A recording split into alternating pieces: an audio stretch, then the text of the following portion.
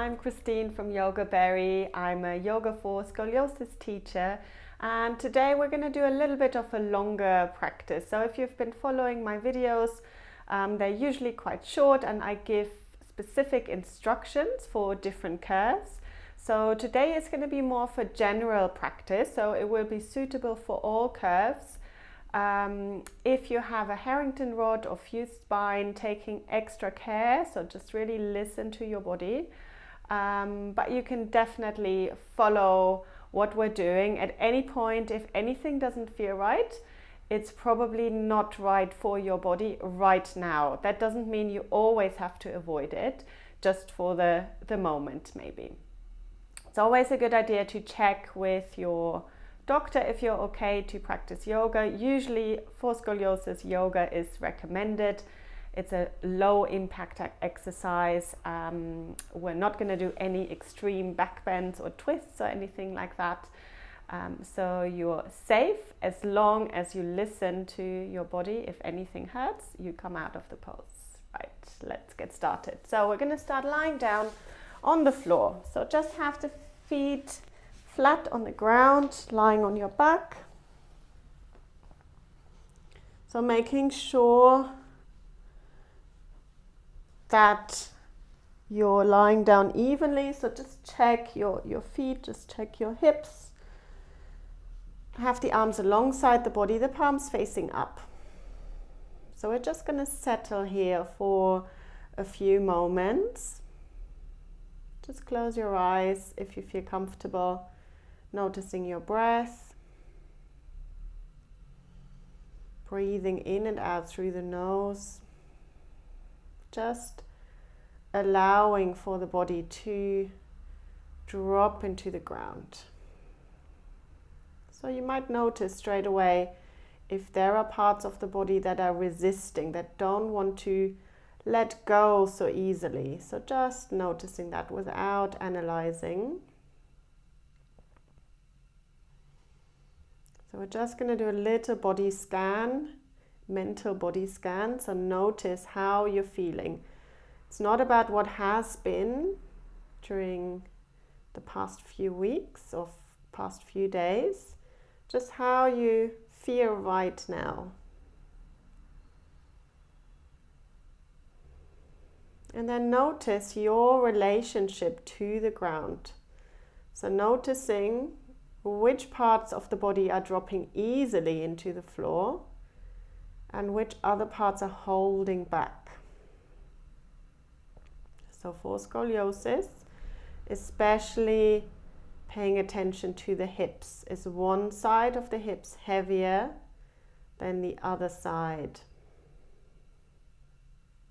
So we're just noticing. No trying to understand, no trying to change it. Just notice. Back of the rib cage. Is there one side that feels into much firmer contact into the ground than the other?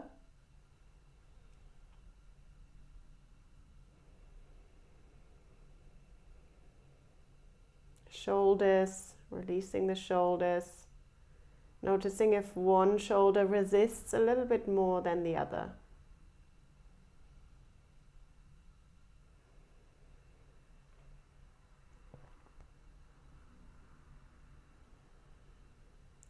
So from there, let's just slowly straighten the legs. Take the arms up over the head, so have a little stretch, really extending through the fingertips, extending through the toes. Good, and then take hold of the left wrist with the right hand. We're just gently lengthening through the left side of the body. So imagining you're stretching through the left toes a little bit more than the right. So creating this tiny little banana shape, coming back to center, and then we're going to do the other side, taking hold of the right wrist, lengthening through the whole of the right side of the body. And coming back to center. So if you know where your primary curve is, so for me it's a left lumbar curve. I know that I need a little bit more space on the right side of the body, so I'm just going to do that side again. lengthening through the right side. Don't worry if you're not quite sure. Maybe do both sides again, or just notice if there's one side that is trickier than the other side. Good, and then let's release the arms. Bend the knees, and we're just going to start to move the knees from side to side. So like a mini windscreen wiper. So just kind of moving from side to side, exploring the back of the pelvis, noticing what's going on in the hips. So there might be sensations, just you work at your own pace, so you can keep the movements quite small, or if you feel like a little bit of a bigger stretch, you can drop the knees over to one side, dropping them over to the other side. So if you have a Harrington rod, just take it easy. Make the movements really small. So twisting is always difficult. If there's any parts of the spine that are fused. Good. Coming back to center, we're going to bring the left knee in towards the chest, extending the right leg out. So flex the right foot, pushing through the right heel. Exhale, drawing the leg in towards you a little bit more. Good, so same leg, we're going to bring the foot up towards the ceiling. Don't worry if you can't straighten the leg. Bring the hands to the back of the thigh. Inhale, we're going to lift the leg. Exhale, bend the knee, bring it in towards you. Inhale to lift, trying to straighten the leg. Exhale, draw the leg in towards you. And one more. Inhale, extending a little bit more. And then exhale, bring the knee in towards you. Okay, changing sides, left leg out. Bring the right knee in. So just for the stretch to begin with, just for a few breaths. So the left foot stays active. So actively extending that left leg away from you and drawing the right knee in towards the chest. Good, then we're going to straighten the leg up towards the ceiling. Bring the hands behind the thigh. Inhale to extend. Exhale, draw the knee in towards you. Inhale to lift and extend. Exhale, bring the knee in towards you. So just a little bit of an opening through the back of the leg. Last one. Straighten and bring the knee in towards you. Good. Let's hug both knees in towards the chest, just rocking from side to side a few times. And then rolling yourself over to the side and slowly coming up into sitting from there. Good. So just sitting with your legs crossed, lifting up through the crown of the head. Just again noticing if you're sinking into one side of the hips. So there might be one side where you feel like you're putting a little bit more pressure on. So we're just, see if you can lift up a little bit more. Let's do a little bit of arm movements. We're going to take the arms out to the side. Inhale to lift. Exhale, lowering the arms. Inhale to lift. Lengthening up. Exhale to lower. Good. So we're working on creating space. We're working on releasing muscle tension, but we're really, the most important thing in yoga is the breath. So really trying to coordinate your breath and your movement. Good. So inhale, lifting up, and exhale, lower.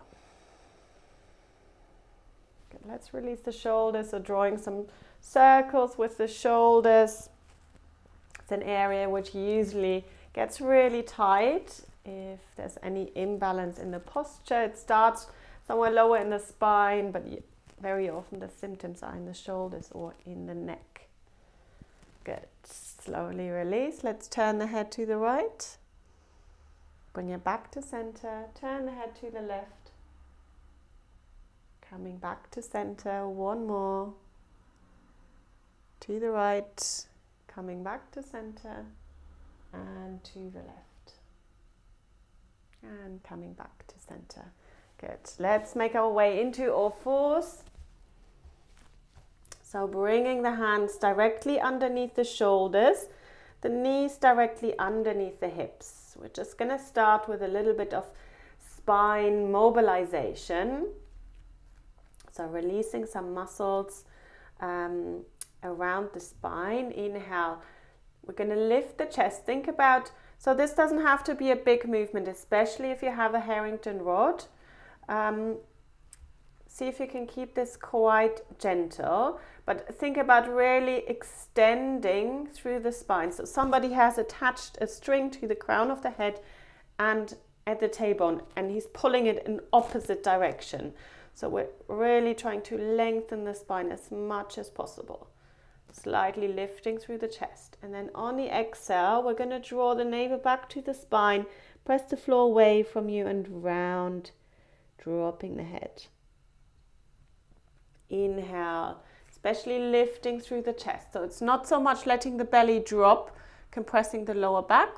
I'm slightly holding myself back. So it's more of a lift in the upper spine. And then exhale to round. Inhale to lift.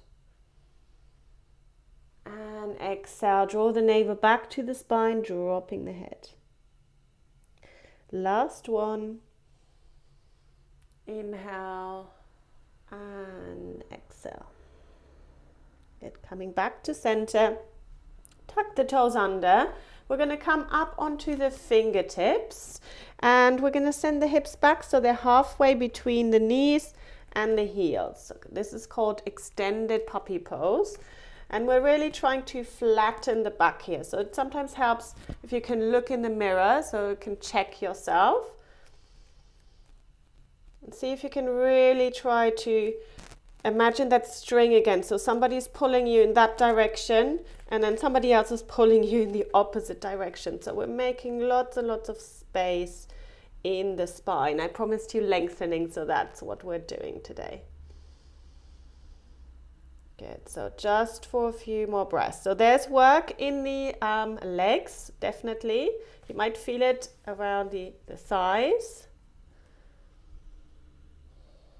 But that's okay, because what we're trying to do is release through the spine. So after a few breaths, maybe bring the hands a little bit further away from you. So we're slowly trying to make a little bit more space for ourselves. Good. So from there, just slowly bring yourself up and then coming into child's pose. So we're going to sit back on the heels, have a little bit of space in between the thighs, and then we're going to lengthen the upper body over the thighs. Release the arms alongside the body. Really nice to release the shoulders. Staying here for a few breaths.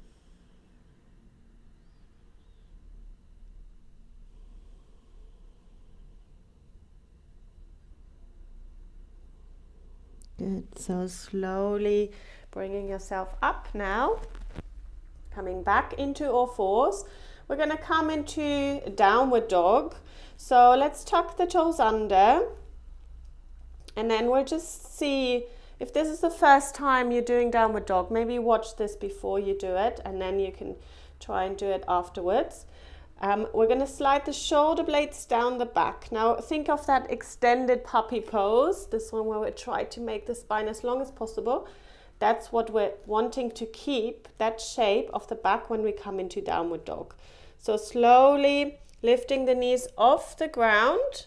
And we're not only going to come up halfway. So don't straighten the legs completely and then slowly bringing them down.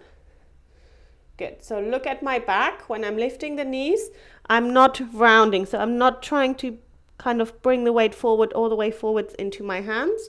I'm really trying to keep it back. So sliding the shoulder blades down, slowly bringing the knees off the ground. So we're sending the hips all the way up towards the ceiling. So maybe straightening the legs a little bit more and then slowly coming down again. Good. So we're going to do this one more time. On the next exhale, slowly lifting the knees off the ground. Maybe This time, if you're a little bit more experienced, you might want to straighten the legs, only if you can keep that shape of the long back. Remember, if you're starting to round, then bend your knees a little bit more. Lowering the heels towards the ground. So really lovely pose to create length in the body. But it's also not the easiest pose, so don't worry if you can't do it straight away.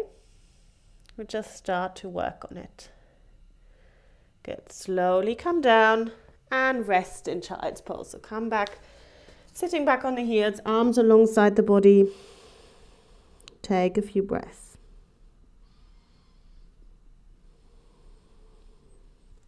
Good. Slowly bringing yourself up. Let's come back into all fours, and we're going to come into a forward fold. So we're just going to bring the left foot forward, bring the right foot next to the left, just hip distance apart, just letting the upper body release over the legs. So take hold of the elbows, moving the head from side to side, swaying the upper body from side to side. And then releasing the hands. We're slowly going to come up into sitting. So if you have a fused spine, I want you to come up with a long back. So we're going to come up with a neutral spine, bringing the hands onto the waist and slowly bringing yourself up this way. If you don't have a fused spine, so let's try this again, come back into a forward fold. If you don't have any Harrington rock or fusion in the spine, then you can slowly start to roll yourself up vertebra by vertebra, and this feels really nice. I find because those muscles along the spine get really, really tight. So we're going to do this again. Let's bring the arms up towards the ceiling, lengthening up and then folding yourself forward. And then either with a neutral back, so with a straight spine, lengthening first, come slowly bringing yourself up. Or you're going to slowly roll yourself up into standing. Inhale, lift the arms up. Bring the hands together and then slowly drawing them down the midline. Good. I'm going to turn around for some standing poses. So Tadasana, one of my go-to poses for scoliosis, so important. Have the feet hip distance apart, so look down at your feet. Now there might be one foot which always wants to turn out, so just walk on the spot and just notice if you're naturally turning one foot out. For me it's the right foot, so I always need to make a conscious effort to bring the foot parallel. Good. And then spread your toes, so we really want to extend through the toes, lifting the arches of the feet. So dropping the arches would look like this, and you might feel that the knees turn in. We're wanting to lift the arches of the feet, pressing into the floor. You might feel how the legs are starting to work a little bit more. So we want them to work because then the muscles in the back can release a little bit more. Noticing that lift through the spine. So we're just creating this beautiful vertical line. Lifting up through the crown of the head. Bring the chin slightly in. The chin is parallel to the floor. And then we're going to consciously externally rotating the upper arms. So as if you're squeezing the shoulder blades together slightly, but keeping the rib cage in. So if you have a rib hump, and you will know if you do, for example, if you have a right thoracic curve, you'll have possibly a hump on the right side. So we're going to turn that arm out towards the right a little bit more and just keep the left hand neutral. So that's how we're kind of bringing that shoulder blade back in, just for a few breaths. Lifting up through the crown of the head as if you want to grow a little bit taller. Good. So let's relax the arms. We're going to bring the arms up over the head, drawing the shoulder blades down. So it's more of a lift up through the rib cage rather than reaching up through the arms. So as if someone is kind of wanting to lift you up through here a little bit more. Good. We're slowly going to bend towards the right, just kind of slightly off center, coming back to center, bend over to the left, coming back to center. Let's try this one more time, over towards the right. So if you know what you're working with in your scoliosis curve, then feel free to adjust this and really lengthening through the waist or lengthening through the shoulder. If you're not sure what I'm talking about, don't worry about it. And have a look at some of the videos where we're going through this pose in a little bit more detail. Good. Coming back to center. And let's release. Let's release the shoulders. Good. Next pose we're going to do is triangle pose. So this is a little bit more challenging. So start from the top of the mat and we're just going to take a step back with the right foot. So comfortable step with the right foot. There's lots of different ways of explaining triangle pose. So I'm trying to give you an option where you can do the most adjustments. So I'm not going to tell you where exactly to place the feet, but roughly you want to have the heels of the feet in line. Roughly, I'm saying if that doesn't feel good in your hips, you can have a little bit more space. And then from there, we're going to lengthen through the crown of the head and the tailbone. So keep that long spine. Again, it's easier if you're doing this with a mirror. Sliding the left hand down the left leg. So it doesn't have to be very far. Just really keeping that connection, crown of the head and tailbone connection. And then from there, we're going to rotate from the center of the body, so from the belly button area, until the shoulder, top shoulder is facing up towards the top ceiling, and then lifting the top arm up. Good. And I want you to breathe here and keep pressing down through the feet. Again, we're not going to hold this too long. Let's slowly bring ourselves up. Just bringing the hands to the waist, and we're going to swap sides. So turn the left foot in and the right foot out. Good. So again, establishing this connection from the crown of the head down towards the tailbone. So what I mean by that is we're not going to drop the head or round in any way. We're just going to lengthening through the spine. And then sliding the right hand down the right leg. So notice where that place is, where you lose that connection. So that's when you've gone too far.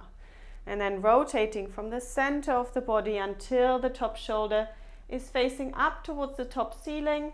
And then we're just going to lift the top arm up, looking up towards the hand. Pressing down into the feet, strong legs. Slowly bringing yourself up. Turn the right foot in, bring the hands to the waist. So both feet are turned in now. Outer edges of the feet parallel to the outer edges of the mat. And we're going to come into a forward fold here.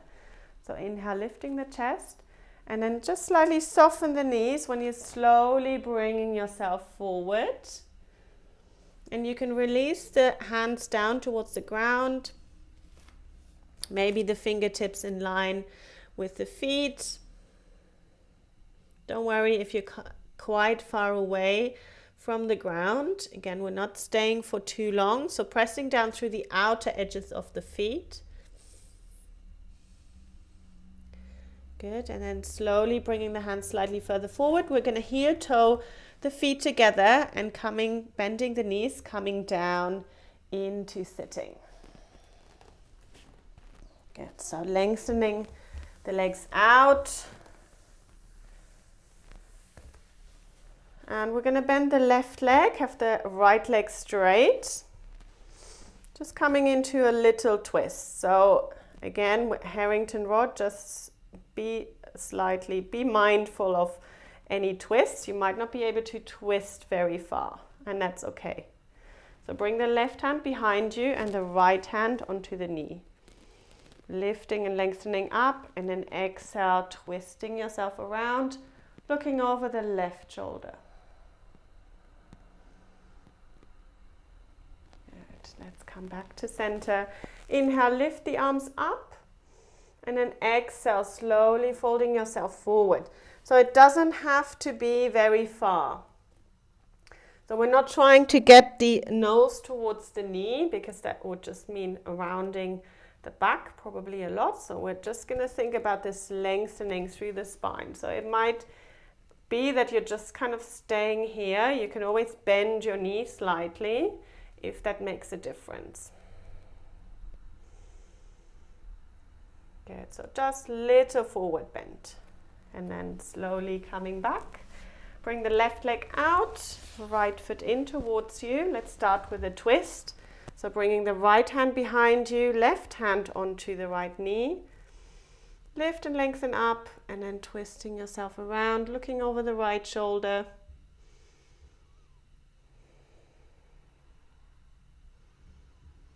Good. Coming back to center. Lift the arms up towards the ceiling, and then exhale, slowly folding yourself forwards. Again, doesn't have to be very far. It's more about the length in the spine. We're keeping that length. We don't want to round too much here.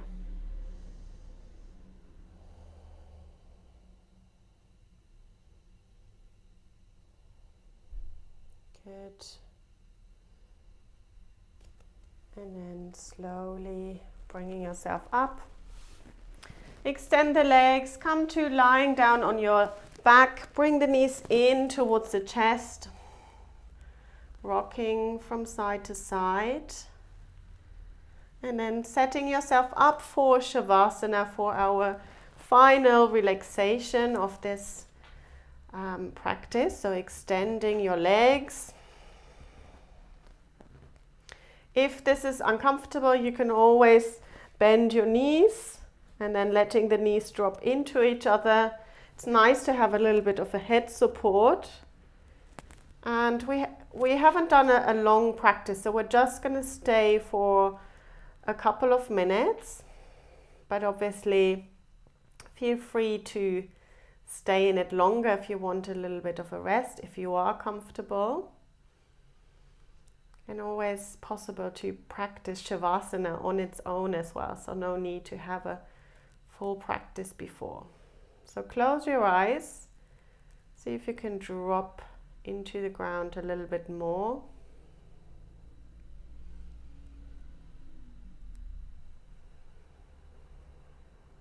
Have the palms facing up towards the ceiling.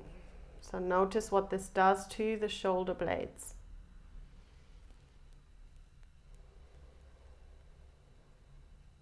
So just for a few moments, letting the body absorb what it has learned, what it has practiced.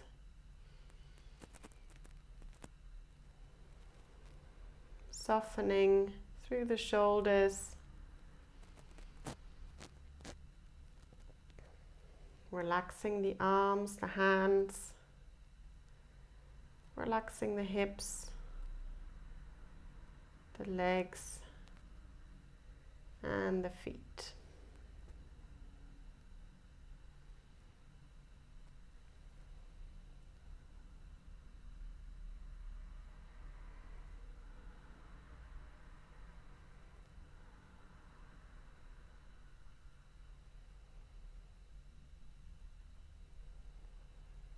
Good. And then we're slowly going to start to move the hands again, just gently waking the body up.